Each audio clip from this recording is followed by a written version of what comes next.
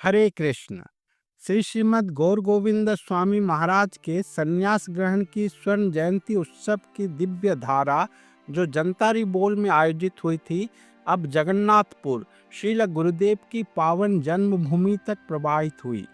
22 मार्च को ओडिशा के पूर्वी भाग में स्थित छोटे से गांव जगन्नाथपुर की संकरी गलियों में असंख्य भक्तों की भीड़ उमड़ पड़ी।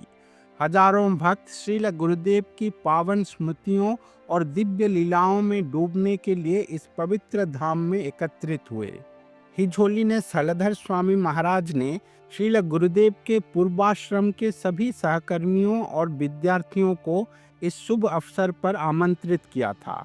इसके अतिरिक्त श्रील गुरुदेव के कुल परिवार के सभी सदस्यों और वंशजों को भी इस मंगल उत्सव में भाग लेने के लिए आमंत्रित किया गया था। हिजोली ने सालधर स्वामी महाराज ने सभी भक्तों को स्नेहपूर्ण स्वागत करने के बाद श्रील गुरुदेव के पूर्व छात्र हिज ग्रेस केशव प्रभु को आमंत्रित किया, जिन्होंने श्रील गुरुदेव के साथ बिताए अपने अनमोल अनुभवों को साझा किया। हिज ग्रेस केशव प्रभु, जो अब लगभग 85 वर्ष के हो चुके हैं, भक्तों के समक्ष खड़े हुए। यद्यपि वृद्धावस्था ने उनकी कई स्मृतियों को धुंधला कर दिया था, लेकिन श्रील गुरुदेव के साथ बिताए पावन क्षण उनके हृदय में इस प्रकार अमिट रूप से अंकित थे कि वे कभी भी विस्मृत नहीं हुए। उन्होंने गहन भाव और स्पष्टता के साथ एक मधुर लीला का वर्णन किया, जिसने वहां उपस्थित सभी भक्तों के हृदय को भाव विह्वल कर दिया और श्रील गुरुदेव की अचिंत्य शक्ति का प्रकाश किया। श्रीपाद केशव प्रभु ने कहा, जब श्रील गुरुदेव जगन्नाथपुर के प्राथमिक विद्यालय में शिक्षक थे, उस समय मैं और सुभाष, जो बाद में हिजोली ने स्वयंभू स्वामी महाराज बने, उनके प्रिय शिष्य थे। हम उन्हें सर कहकर बुलाते थे। सर हमसे बहुत प्रेम करते थे और हमारी पढ़ाई का विशेष ध्यान रखते थे, लेकिन यदि हम लापरवाह हो जाते या मन नहीं लगाते तो वे स्नेहपूर्वक अनुशासन में भी कमी नहीं करते थे। उन्हीं दिनों में हमें ये आभास हो गया था कि सर एक दिन एक महान संत बनेंगे। वे हमेशा एकांत में अध्ययन और ध्यान में लीन रहते। वे कभी भी सांसारिक वार्तालाप या मूढ़ संगति में लिप्त नहीं होते थे। प्रतिदिन निकट स्थित चिंतामणीश्वर महादेव मंदिर में वे श्रीमद् भागवत और भगवत गीता का पाठ करते थे और आसपास के ग्रामीणों को सुनाते थे। यहाँ तक कि विद्यालय की छुट्टियों में भी वे विद्यालय के परिसर में भगवत कथा का आयोजन करते और गांव के सभी को भक्ति का संदेश देते। उनके सभी कार्य दिव्य और पारलौकिक थे। मैं उनके दिव्य गुणों का कितना वर्णन करूं, शब्द भी उनकी महिमा का पूर्णतः वर्णन करने में असमर्थ है। फिर भी मैं एक घटना सुनाना चाहूँगा जो मेरे हृदय में आज भी अंकित है। जब भुवनेश्वर के नयापल्ली स्थित इस्कॉन मंदिर का उद्घाटन हुआ, तो श्रील गुरुदेव ने मुझे सपरिवार श्री श्री कृष्ण बलराम मंदिर के उद्घाटन उत्सव में भाग लेने को आमंत्रित किया था। मैंने उनकी आज्ञा का पालन करते हुए फरवरी 1991 में अपनी पत्नी के साथ इस भव्य उत्सव में भाग लेने पहुंचा। गांव से बस से यात्रा करते हुए जब हम भुवनेश्वर में श्री श्री कृष्ण बलराम मंदिर पहुंचे, तो हम दोनों हजारों भक्तों की विशाल भीड़ को देखकर आश्चर्यचकित रह गए और मन में एक विचार आया, यह बहुत बड़ा आयोजन है, कहीं हम यहाँ खो ना जाएं। किसी तरह हमने भगवान के दर्शन तो कर लिए, लेकिन इतनी विशाल भीड़ के बीच प्रसाद मिलने की उम्मीद बहुत कम थी। मेरी पत्नी ने स्थिति को भांपते हुए सुझाव दिया, चलो कहीं बाहर जाकर कुछ खा लेते हैं, यहाँ हमें प्रसाद मिलना असंभव है। मैंने कहा, तुम सही कह रही हो, लेकिन कृष्ण का प्रसाद पाए बिना यहाँ से जाने का मन नहीं कर रहा। फिर भी हम खाली पेट तो नहीं रह सकते, चलो कहीं भोजन की व्यवस्था देखते हैं। जैसे ही हम बाहर निकलने वाले थे, ब्रज प्रभु, जो हमारे ही गांव के थे, हमें देख लिया। बड़े हर्ष से उन्होंने कहा, अरे यह तो बहुत अच्छा हुआ कि आप लोग आए हो। आप यहीं रुको, मैं आपके लिए प्रसाद लाता हूँ। इतनी लंबी कतार में लगकर प्रसाद लेना आपके लिए संभव नहीं होगा। थोड़ी ही देर में ब्रज प्रभु 2 थालियों में प्रसाद लेकर आ गए और हमें दे दिया। हम वहीं दीवार के पास बैठकर ही प्रसाद ग्रहण कर लिए। जब तक हम प्रसाद ग्रहण कर चुके तब बहुत देर हो चुकी थी। हमने महसूस किया कि यदि हम तुरंत नहीं निकलते तो गांव जाने वाली आखिरी बस छूट जाएगी। लेकिन हमने भगवान के दर्शन तो कर लिए थे, उनका प्रसाद भी ले लिया था, पर जो हमारे भगवान हैं श्रील गुरुदेव, उनके दर्शन नहीं कर पाए थे। उनके दर्शन के बिना हम कैसे लौट सकते थे। इस दृढ़ निश्चय के साथ हम श्रील गुरुदेव के भजन कुटीर की ओर बढ़े। दरवाजा बंद था और बाहर कई भक्त बैठे हुए थे। दरवाजे के पास श्रील गुरुदेव के सेवक बैठे थे। मैंने उनके पास जाकर कहा, मेरा नाम केशव चरण महांती है, मैं जगन्नाथपुर से आया हूँ। मैं श्रील गुरुदेव का छात्र रहा हूँ। उन्होंने हमें इस उत्सव में भाग लेने के लिए आमंत्रित किया था। हमने दर्शन तो कर लिए और प्रसाद भी ले लिए, लेकिन अभी तक गुरुदेव के दर्शन नहीं कर पाए। अगर उनका दर्शन हो जाए तो हम तुरंत गांव के लिए लौटेंगे। हमारी आखिरी बस कटक से शाम 4 बजे की है।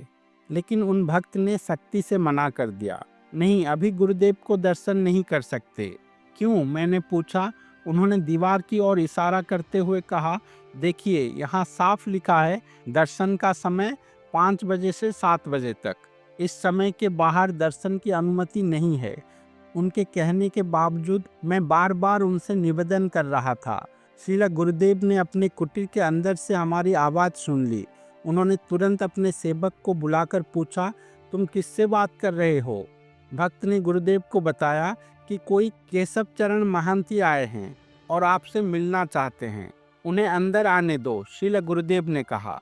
गुरुदेव के इस आदेश के बाद भक्त ने हमें अंदर जाने की अनुमति दी, लेकिन एक सख्त चेतावनी दी, आप अंदर जा सकते हो, लेकिन श्रील गुरुदेव के चरण स्पर्श मत करना, बस दूर से प्रणाम कर लेना। मैंने उन भक्त को आश्वासन दिया, हम चरण स्पर्श नहीं करेंगे। श्रील गुरुदेव की दृष्टि तो हमेशा हमारे ऊपर रहती है, लेकिन हमने उन्हें नहीं देखा है। हमारे हृदय उनके दर्शन के लिए व्याकुल है। हम बस दर्शन करके लौट जाएंगे। हम जैसे ही कुटीर में पहुंचे, श्रील गुरुदेव ने अपनी मधुर मुस्कान के साथ हमारा स्वागत किया और कहा, केशव, तुम आ गए? मैंने विनम्रतापूर्वक उत्तर दिया, गुरुदेव, आपका आदेश था, मैं कैसे नहीं आता। मैं और मेरी पत्नी दोनों ने दंडवत प्रणाम किया, लेकिन चरण स्पर्श की अनुमति न होने के कारण हमने स्वयं को संयमित रखा। श्रील गुरुदेव तो सर्वज्ञ हैं और करुणा के सागर हैं। वे मेरे हृदय की गहरी इच्छा को भलीभांति जानते हैं। जैसे ही मैं प्रणाम करके उठने लगा, श्रील गुरुदेव ने अपने कमल चरण को आगे बढ़ा दिया और उनके चरण मेरे सिर से स्पर्श कर गए। क्या कहूँ श्रील गुरुदेव की कृपा के बारे में। बिना कहे ही भक्तों की अंतर्निहित इच्छाओं को वो पूर्ण कर देते हैं। उस क्षण मेरी आंखों में आंसू छलक पड़े। मैं बोलना चाहता था, लेकिन मेरे कंठ से शब्द नहीं निकल पाए। उनके चरणों का स्पर्श मेरे हृदय में जैसे परमानंद की तरंगे प्रवाहित कर रही थी। इसके बाद श्रील गुरुदेव ने पूछा, तुम कैसे आए हो? बस से गुरुदेव, मैंने उत्तर दिया। उन्होंने पुनः पूछा, अब तो देर हो गई है, तुम अपने गांव की बस पकड़ पाओगे? मैंने कहा, गुरुदेव, अभी 3:30 बज रहे हैं। कटक से आखिरी बस 4 बजे निकलती है। श्रील गुरुदेव मुस्कुराकर आश्वस्त किया, चिंता मत करो, तुम वह बस अवश्य पकड़ोगे। गुरुदेव ने विदा लेने से पहले मेरी पत्नी को स्नेहमय निर्देश दिया, केशव मेरा प्रिय छात्र है, जीवन के इस मार्ग में उसकी सदा सेवा करना और कभी उसे कष्ट मत देना। श्रील गुरुदेव ने अपने दिव्य दर्शन और बहुमूल्य निर्देशों से आशीर्वाद देने के बाद अत्यंत आग्रह से कहा, केशव, अब जल्दी करो, तुरंत गेट पर जाओ, तुम्हें कटक से वह बस जरूर मिल जाएगी, जल्दी करो। हमने एक पल भी व्यर्थ किए बिना दंडवत प्रणाम किया और कमरे से बाहर आ गए। हम तेजी से मंदिर के गेट की ओर भागे। भुवनेश्वर से कटक तक पहुंचने के लिए कम से कम 1 घंटा लगता है। अगर हम तुरंत किसी बस में बैठ भी जाते, तब भी कटक पहुंचने में हमें 4:30 बज जाते, जबकि हमारे गांव जाने वाली आखिरी बस 4 बजे ही निकल जाती। लेकिन उस समय हमारे पास सोचने या गणना करने का समय नहीं था। श्रील गुरुदेव ने कहा है, चिंता मत करो, तुम्हें बस मिल जाएगी। इस पर हमारा दृढ़ विश्वास था। जैसे ही हम मंदिर के गेट पर पहुंचे, एक कार अचानक हमारे सामने आकर रुकी। चालक ने खिड़की खोलकर पूछा, कहाँ जाना है आपको? मैंने कहा, हमें कटक जाना है। मैं चंडीखोल की ओर जा रहा हूँ। आप चाहो तो मैं आपको कटक छोड़ दूंगा, उसने कहा। हमने बिना देर किए कार में बैठ गए। कार में बातचीत में हमने उन्हें बताया कि हम यहाँ अपने गुरुदेव के दर्शन के लिए आए थे। हमारी बातचीत सहज रूप से आगे बढ़ती गई और हम कब कटक पहुँच गए इसका पता ही नहीं चला। जब हम कटक पहुँचे तो मैंने चालक से पूछा, कितना किराया दूं? वह मुस्कुराकर बोले, कुछ भी देने की आवश्यकता नहीं है। तुम तो अपने गुरुदेव के दर्शन के लिए मंदिर गए थे, फिर मैं तुमसे पैसा कैसे ले सकता हूँ? इसे सुन मुझे आश्चर्य लगा। मैंने कहा, कृपया कम से कम अपना ईंधन का खर्च तो ले लीजिए। लेकिन उन्होंने कहा, मैं इस कार का ड्राइवर नहीं, इस कार का मालिक हूँ। मेरे कई ऐसे कार चलते हैं। आप अपने गुरु के दर्शन के लिए गए थे और मैं आपसे पैसा कैसे ले सकता हूँ? यह कहकर मुस्कुराते हुए वे आगे बढ़ गए। मैं और मेरी पत्नी अवाक और स्तब्ध रह गए। जब मैंने अपनी घड़ी देखी तो 5 बज रहे थे। मेरा मन निराश हो गया, यह सोचकर कि आखिरी बस तो 1 घंटा पहले ही निकल चुकी है। मेरे मन में विचार आया, अब क्या करें? उसी क्षण हमने दूर से एक बस को आते हुए देखा। जब वह बस करीब आई तो हमने देखा कि ये तो वही आखिरी बस है जो एरसामा जाती है, हमारे गांव से होकर। मैं और मेरी पत्नी एक दूसरे को आश्चर्य होकर देखने लगे। यह कैसे संभव है? बस 4 बजे निकलती थी, लेकिन आज ये 5 बजे आ रही है। हम तुरंत बस में चढ़ गए। मैंने बस के कंडक्टर से पूछा, बस का समय तो 4 बजे है ना, आज ये 5 बजे क्यों जा रही है? कंडक्टर ने बताया, आज जैसे ही हम कटक से निकलने वाले थे, अचानक से टायर पंचर हो गया। उसे ठीक करवाने में 1 घंटा लग गया, इसीलिए देरी हो गई। पूरे रास्ते मेरा मन श्रील गुरुदेव के उन वचनों पर बार बार विचार करता रहा, चिंता मत करो, तुम्हें बस मिल जाएगी। उस समय मुझे एहसास नहीं हुआ था कि श्रील गुरुदेव जब यह शब्द बोल रहे थे, उसी क्षण इस घटनाओं को भी अंजाम दे रहे थे। तुरंत एक अनजान व्यक्ति का कार से हमें कटक में छोड़ना, बस का टायर पंचर होना और 1 घंटा देर होना, ये श्रील गुरुदेव की दिव्य शक्ति नहीं है तो क्या है? वह व्यक्ति जो ठीक समय हमारे सामने आकर रुका और हमें कटक पहुंचाया, वह कौन था? आज भी मेरे मन में बार बार ये ख्याल आता है कि वह व्यक्ति कौन था जो हमसे यह कहकर पैसा नहीं लिया कि आप तो अपने गुरु के दर्शन के लिए आए हो, मैं कैसे आपसे पैसा ले सकता हूँ? वो व्यक्ति कौन था? ये आज तक हमारे लिए एक पहेली है।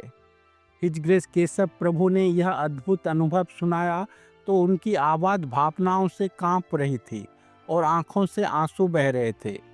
भावुकता से भरे उन्होंने कुछ देर चुप रहकर कहा, श्रील गुरुदेव की कृपा आप सभी पर बनी रहे। जय श्रील गुरुदेव। श्रील गुरुदेव की लीलाएं केवल कथाएं नहीं हैं, वे दिव्य घटनाएं हैं जो श्रद्धा, भक्ति और समर्पण को जन्म देती हैं और भक्तों को भक्ति पथ पर मार्गदर्शन देती हैं।